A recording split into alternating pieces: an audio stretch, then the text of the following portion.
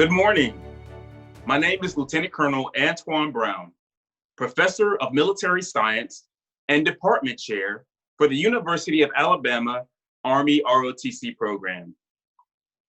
I would like to begin by saying welcome to our guest speaker, Major General Cobb, Colonel Vongs, 6th Brigade Commander for United States Army Cadet Command, Dr. Hahn, Associate Provost for Academic Affairs, senior military officials, friends, family, the amazing University of Alabama Army ROTC cadre and staff, alumni, and most importantly, the 2020 University of Alabama commissionees. I won't take too much of your time, but I just want to let you amazing 24 commissionees know how extremely proud I am of you and your accomplishments. Nothing has been given to you. You each truly deserve this moment. This is your day. Ladies and gentlemen, I have the distinct pleasure of introducing the guest speaker for today's commissioning ceremony, Major General Retired Janet L. Cobb, the 54th General and very first female general officer to graduate from the University of Alabama and current member of the University of Alabama ROTC Hall of Fame. General Cobb has commanded at the detachment, battalion, brigade, brigadier general, and major general levels. She has multiple deployments, the most recent when she served as the Director of Central Command, Deployment and Distribution Operations Center in Camp Arif John, Kuwait. Like most great general officers, Major General Cobb has served her time in the Army's headquarters of the defense of this nation, the Pentagon, where she served in a variety of roles, one being the Army Deputy G4. She was also appointed by the Secretary of the Army to serve on the Army Reserve Forces Policy Committee. General Cobb decided to end her military career on a high note as the Commanding General, 81st Regional Support Command, Fort Jackson, South Carolina, and Senior Commander, United States Army Garrison, Fort Buchanan, Puerto Rico, culminating in 42 years of distinguished service to this great nation. Her decorations and accolades while serving in the Army are numerous. General Cobb holds a bachelor's, master's, and Juris Doctorate. General Cobb is currently serving as the Executive Director for the USS Alabama Battleship Commission and Battleship Memorial Park in Mobile, Alabama. Ladies and gentlemen, I could go on and on, but I will say the most important thing about General Cobb is that she is one of the most generous, kind, and personable senior leaders that I've had the honor to meet. Please join me in watching this virtual message from General Cobb.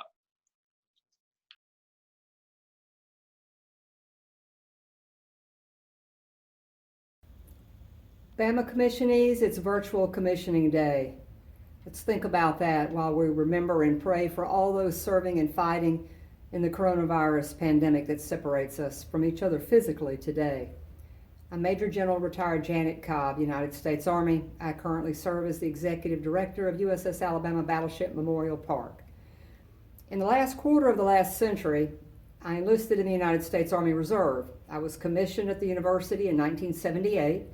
42 years later, after 2.5 years as an enlisted soldier, 2 years as an ROTC cadet, 20 years as a commissioned officer, and 8 years as a general officer, 7 years of that actually on active duty and 2 years deployed in wartime, I retired in 2016. In 1978, had our commissioning speaker had 42 years of service, he would have started his career in 1936. If he was speaking to Specialist Cobb, that would have been 1932. I am mindful of the gap in our age and in our experience, but some things never change, And let me share what I think some of those things are with you today. My expectation, outlook, and conduct was different in every rank, and yet the same. Commissionees, by an uplifted hand and your words, you are endowed with what British General Sir William Hackett called an otherness, an officer's prestige. General S.L.A. Marshall, our Army's chief combat historian for World War II and Korea, regarded an officer's otherness in a different light than General Hackett. Marshall thought the basis of an officer's prestige emanated from what he called the exceptional and unremitting responsibility, with an emphasis on personal honor. Commissionees, personal honor is the trait that I believe stands above all others that you must possess in and out of uniform.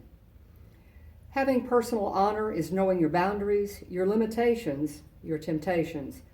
It may not prevent you from making a disastrous decision morally or ethically, but it will be ever present in your mind as you make your decision on what to do, how to do it, how to act, and how to behave. As Specialist Cobb in 1975, I observed officers, and I tell you this today. Let's think about it, because these things still hold true. Don't embarrass yourself with your behavior, because you're my leader, someone I might decide to be like one day. I want to say, there's my LT with pride. As Specialist Cobb, I would have summed it up like this: just don't be too familiar. I don't need another friend.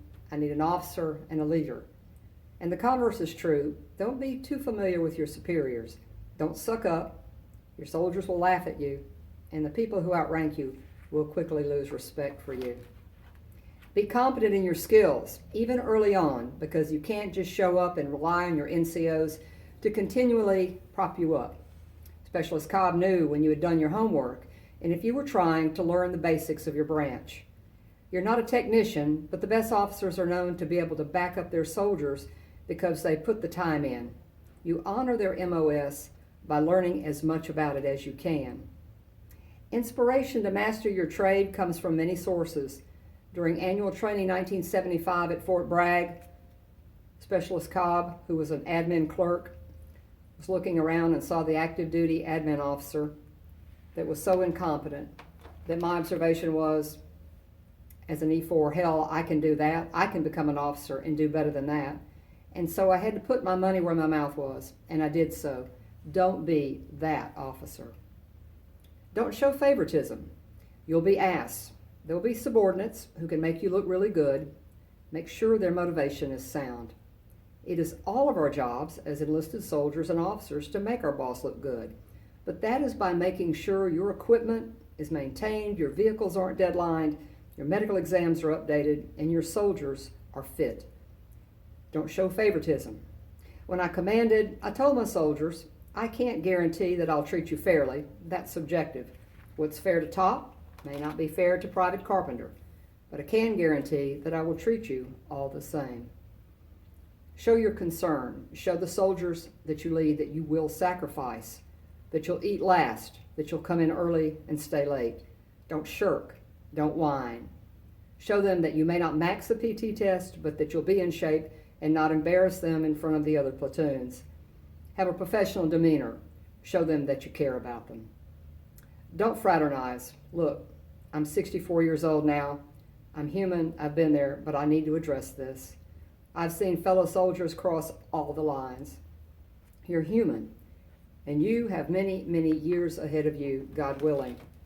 But in that moment, when you have to decide, try to remember all the parties who will be affected, because personal honor is involved here as well. There was a time when some individuals believed that they had a public life, a private life, and a secret life. Those days are long gone. You were born into this new age. This should not come as a surprise to you. Don't do stupid stuff on social media. I gave a speech recently to a young ROTC group here in Mobile. I told them about deploying to Saudi Arabia in 1991, getting mail from home with some bad news. I said, young people, remember this was before email, Snapchat, Instagram, Facebook, FaceTime, texting, cell phones, and of course, there was an audible gasp in the room. They were the people that were looking at me like I had three heads. But as an adult, I am fairly computer savvy, and I understand social media pretty well, I think. As an Army officer, don't spew out all of your emotions and your thoughts and your feelings and opinions on social media. If you think prospective civilian employers check you out now, and I am a civilian employer here at Battleship Park, and I do look at social media, you will be scrutinized in a much harsher way as an Army officer. The last one will prevent about 90% of your problems, not only as a new second lieutenant, but in life. And that is, keep your mouth shut, number one. Politics. Serving officers, all of us, have political opinions. Have your opinions. As a retired general officer, I'm often quizzed on the political scene. Because I'm trained from many years of staying silent on such matters, I still use my standard response. Yes, I do have political opinions, but I'd rather keep them to myself. Keep your mouth shut, number two. Your new job. You won't know it all, and your non-commissioned officers who are there to train you will be more comfortable if you keep your mouth shut, keep your proper boundaries as their leader, and let them show you how it's done. If you keep your mouth shut, you may find you actually know more than they think you know. Or, better yet, they will think you know more than you actually know, and will adjust fire and walk carefully. But Specialist Cobb will assure you, if you mouth off, act like you're God's latest gift to your chosen branch, your NCOs will salute and leave you to your fate. Most of your NCOs will always be professionals. They know their business. If they don't, make sure you learn enough to hold them accountable, and don't be afraid to do so. That's your job. It may be old school, but personal honor in the form of acting the gentleman or lady is always appropriate. You must have a personal standard of conduct. In 2012, along with 11 of my fellow general officers, I attended the last of my senior Army schools in New York City. We met with the senior management of J.P. Morgan Chase Bank and the senior management and then Coach Joe Girardi of the New York Yankees organization. All discussions were on leadership. One session later in the week was led by General Jim Mattis, who was recently retired from the U.S. Marine Corps and has since served as our Secretary of Defense. He shared with us something he had once told midshipmen at the U.S. Naval Academy. The first thing, my fine young men and women, you must make certain that your troops know where you are coming from and what you stand for, and more importantly, what you will not tolerate. Commissionees, you're embarking on serious business. The Supreme Court of the United States opined that an army is not a deliberative body. It is an executive arm. Its law is that of obedience. No question can be left open as to the right of command in the officer or the duty of obedience in the soldier.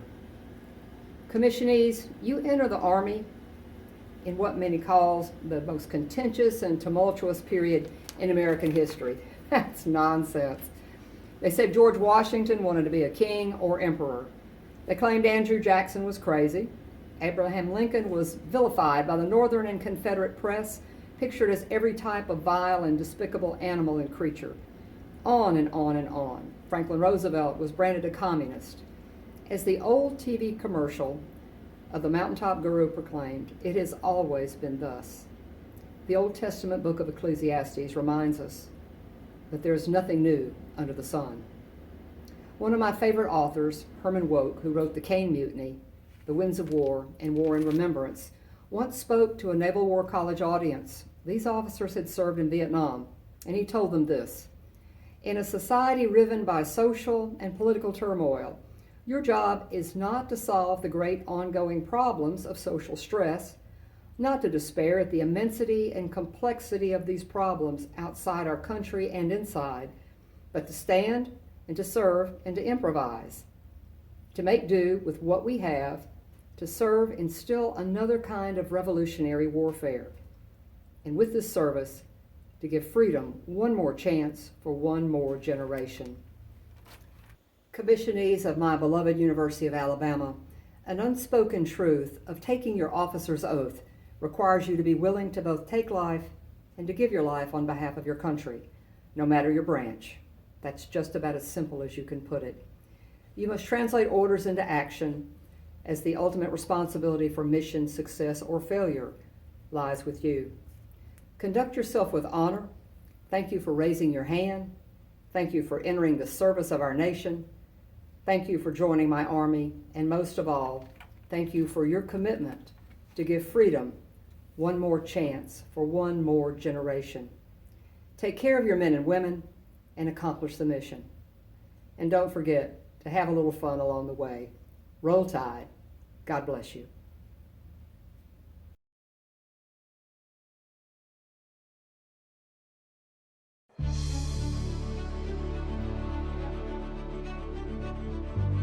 I, John Charles KRAL, Joseph William Pulia Jr., ANIYIA Elder, Garrett Joseph, Leland Andrew Harper, Victoria Perez, Nicholas Reed Schwartz, Jesse Benton, Michael Lewis WARTSKI, Jeffrey Jesus Valera, Danielle KOVACH, Michael BOSTER, Joseph James Riggs, Christian PUGLIA, Caleb Underbakke, SCARLET VANMETER, Matthew Hughes, Jacob Southern, Joshua Hudson, SASHA Godfrey, Olivia Nicole SIZEMORE, Brad Bean, Kyle KULIK, Conrad Schmidt. do solemnly swear that I will support and defend the Constitution of the United States Constitution of the United States against all enemies, foreign and domestic, that I will bear true faith and allegiance to the same, That I take this obligation freely, without any mental reservation or purpose of evasion, that I will well and faithfully discharge the duties of office to which I am about to enter. so help me God.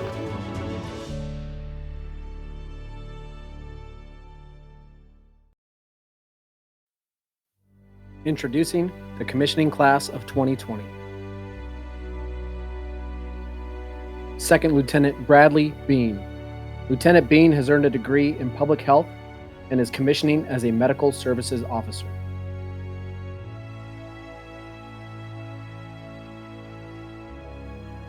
Second Lieutenant Jesse Benton. Lieutenant Benton has earned a degree in communication studies and is commissioning as an ordnance officer.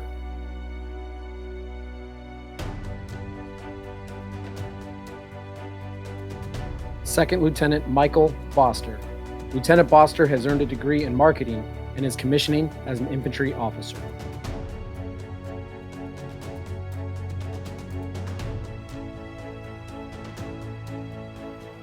Second Lieutenant ANIYIA Elder. Lieutenant Elder has earned a degree in business administration and is commissioning as an adjutant general officer.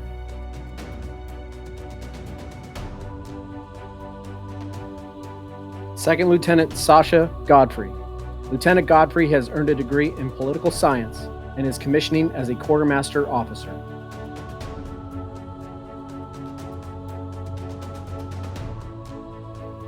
Second Lieutenant LELAND Harper. Lieutenant Harper has earned a degree in criminal justice and is commissioning as an armor officer.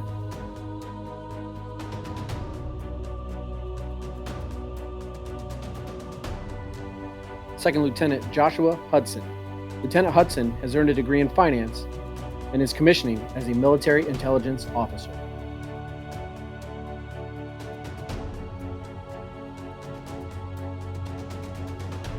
Second Lieutenant Matthew Hughes. Lieutenant Hughes has earned a degree in criminal justice and is commissioning as an ordnance officer.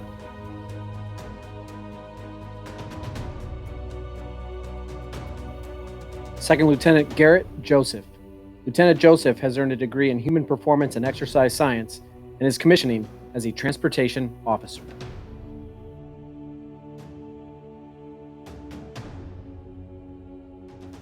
Second Lieutenant Danielle KOVACH. Lieutenant KOVACH has earned a degree in public relations and is commissioning as a medical services officer.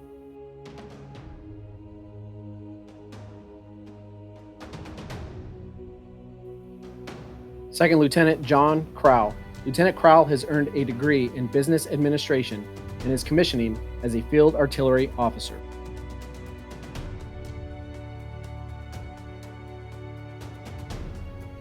Second Lieutenant Kyle KULIK. Lieutenant KULIK has earned a degree in operations management and is commissioning as a transportation officer.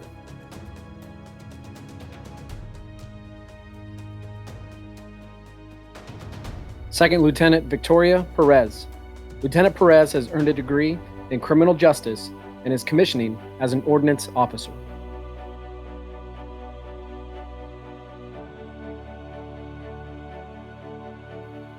Second Lieutenant Christian Pusalith. Lieutenant Pusalith has earned degrees in political science and history and is commissioning as a signal officer.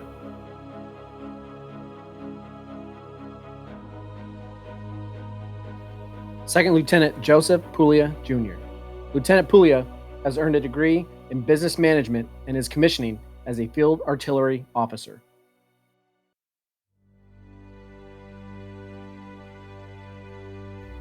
Second Lieutenant Joseph Riggs. Lieutenant Riggs has earned a degree in communication studies and is commissioning as a field artillery officer.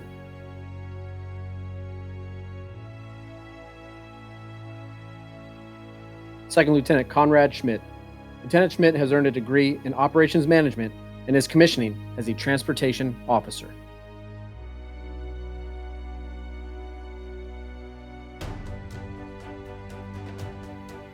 Second Lieutenant Nicholas Schwartz.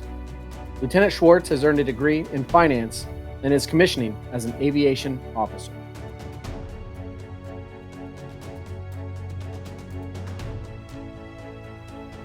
Second Lieutenant Olivia Sizemore. Lieutenant Sizemore has earned a degree in criminal justice and is commissioning as a military intelligence officer.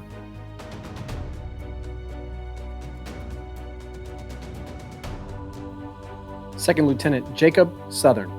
Lieutenant Southern has earned a degree in chemical engineering and is commissioning as a chemical corps officer.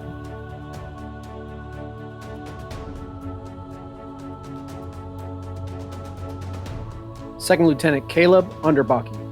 Lieutenant Underbakke has earned a degree in operations management and is commissioning as a field artillery officer.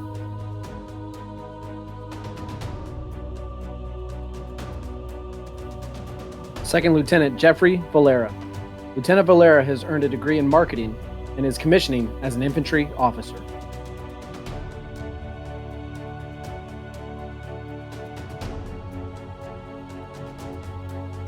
Second Lieutenant Scarlett VANMETER. Lieutenant VANMETER has earned a degree in business management and is commissioning as a medical services officer.